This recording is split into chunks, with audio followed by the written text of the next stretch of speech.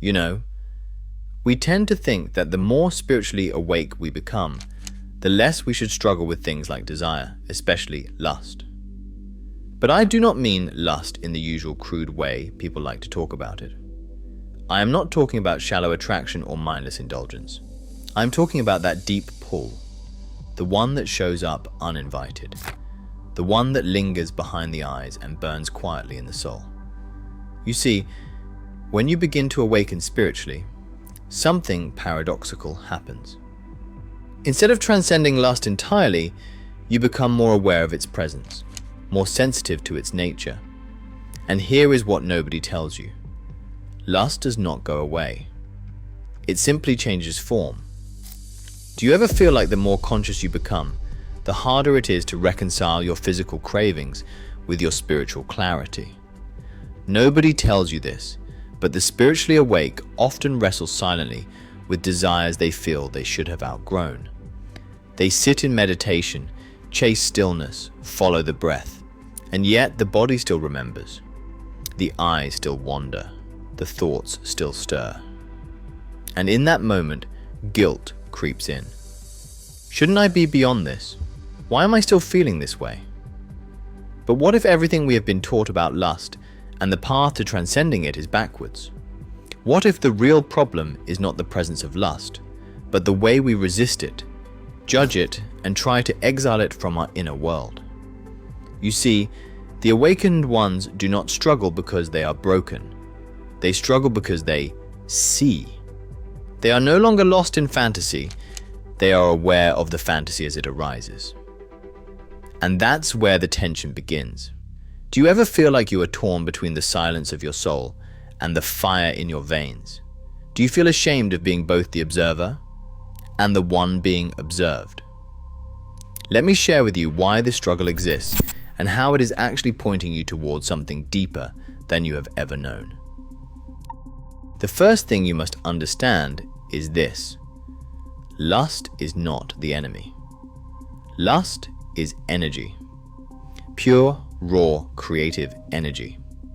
It is not evil. It is not something that needs to be banished or killed. It is simply misunderstood. Think of lust like fire. In a fireplace, it brings warmth, light, and life. But left untended, it can consume an entire house. The spiritually awake feel this more intensely because they are closer to the flame. They are not numbing out. They are not distracting themselves. They are watching, feeling, noticing. And that awareness can feel overwhelming, because now there is no escape into unconsciousness, just you, the body, the mind, and this surging life force. But here is what nobody tells you. The presence of lust is not a sign you are regressing. It is a sign you are alive. It is the same energy that fuels passion, creativity, and connection. This is why the awakened struggle. Not because they are flawed, but because they are finally honest. Now, the second, even more important thing is, suppression strengthens what you resist. The more spiritually awake you become, the more you are tempted to suppress what does not fit your image of enlightenment. You want to be pure, peaceful, detached. So when lust arises, you push it down, breathe it away, chant over it. But energy does not disappear when it is ignored. It just goes underground. It grows roots in the shadows. It becomes sneaky, compulsive, and shameful. Think of it like trying to hold a beach ball underwater. You can keep it down for a while, but eventually it explodes to the surface, usually when you least expect it. That explosion may come in the form of obsession, infatuation, addiction, or guilt-ridden behavior that feels completely out of character.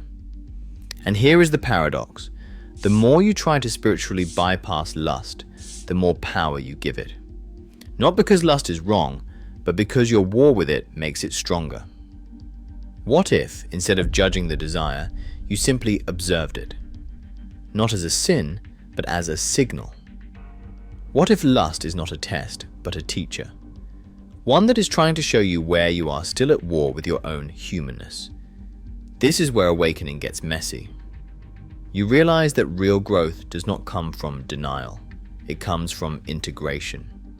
From seeing all parts of yourself and saying, I won't pretend you don't exist. I won't shame you into silence. I'm listening. That's how transformation begins. The third thing, which is perhaps the most insidious, we mistake lust for lack. Lust often appears when something deeper is missing.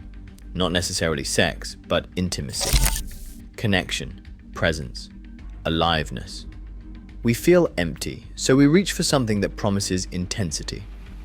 Something that wakes up the nervous system. Something that reminds us we are still alive. But here is the catch.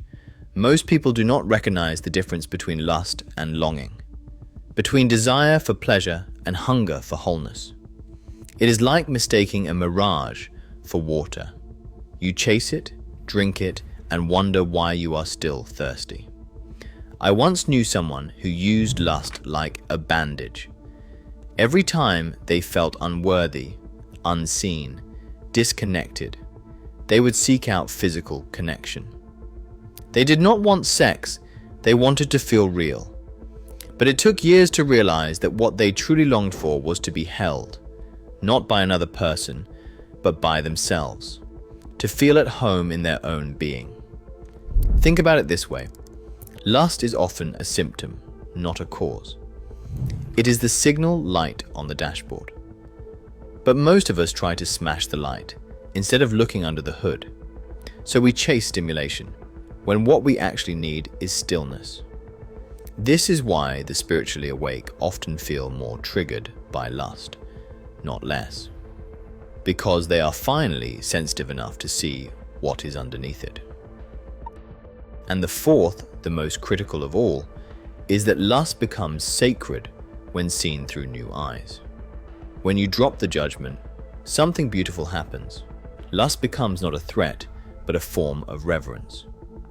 You begin to see that the attraction you feel is toward life itself, toward beauty, toward presence, toward energy. You begin to honor desire without needing to act on it. You begin to appreciate form without grasping it. You begin to love without needing to possess. Think of a rose. You can admire its beauty. You can feel its fragrance. You do not need to tear it from the soil to prove it is yours. Lust, when witnessed with stillness, becomes devotion. It becomes the fire of life, not something to be feared, but something to be understood. And this is the part that changes everything. So here we are, back to where we started. You are spiritually awake. You are aware. You feel deeply.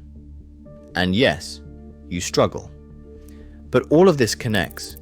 Because your struggle is not a failure, it is a sign of aliveness, of honesty, of presence.